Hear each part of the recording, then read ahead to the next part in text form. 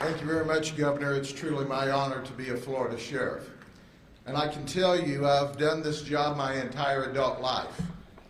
I remember, Governor, when the felons owned Florida. It was in the 70s and 80s. I remember that well. I was one of the cops on the street when we couldn't keep the felons locked up. We couldn't keep the criminals locked up, and they preyed on the community. And Governor, they didn't prey on the ones behind the gated communities in the $1 million and $500,000 homes. They preyed on what I call the real working people.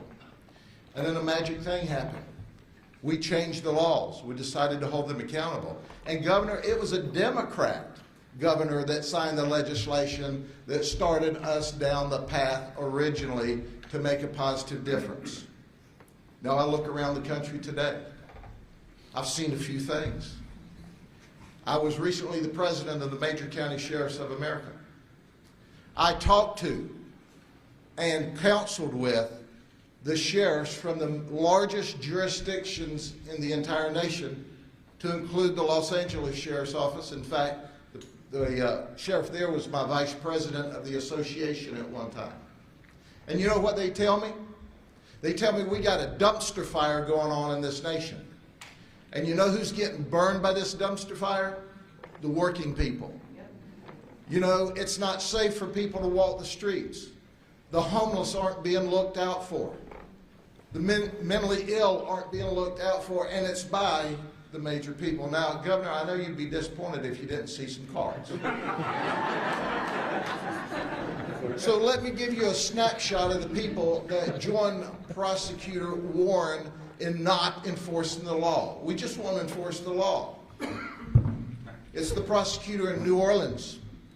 Per capita, it's the highest murder rate in the United States. You're going to see a common theme here in a minute. San Francisco, where businesses are closing, where they threw the prosecutor out because they weren't holding criminals accountable. Chicago, I think that speaks for itself. Los Angeles, where the sheriff told me I've got 60,000 homeless. We have criminals running wild. We have innocent people being victimized. And who's responsible there? The prosecutor, the chief prosecutor, who's allowing it to occur. He has the law, he has the tools. Baltimore, Maryland. But that's not all. Then there's one of our favorite places, Portland, Oregon. You can set up a chop zone there and just not let the cops come in. You know how long there'd be a chop zone in Polk County? As long as it takes me to drive back there from here. New York, where they're not holding people accountable. Seattle, Washington, and Washington, D.C. So what's the commonality here? Just go look for yourself. Look at the data. The murders are up. Innocent people are being murdered where prosecutors don't do their job. My friend Chad Cronister just gave you an example. We don't have time to stand here all day. But listen, Prosecutor Warren, like the rest of us who ran for public office, we asked for your precious vote in order to enforce the law and do what was right. Then we took an oath to tell the truth, to uphold the Constitution, and to support the laws in the government. And we do that. And we're led by the greatest governor in the United States of America.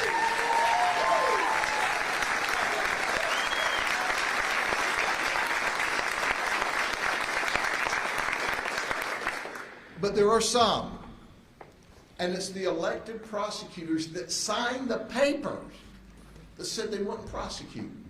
Not we'll evaluate it case by case. We won't prosecute. You know, they're not God. They're not the legislature.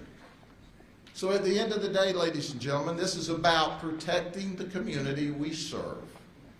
This is about keeping people safe. And when you look at the highest murder rates, when you look where the quality of life is lowest, You look at the prosecutor who does not support law enforcement, who does not do what's right. Our governor does what's right.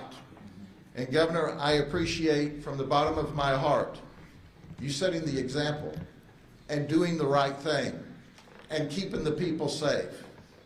And the exciting thing is you not only protect the people behind the gated communities, you protect the people who clean the gates on those communities.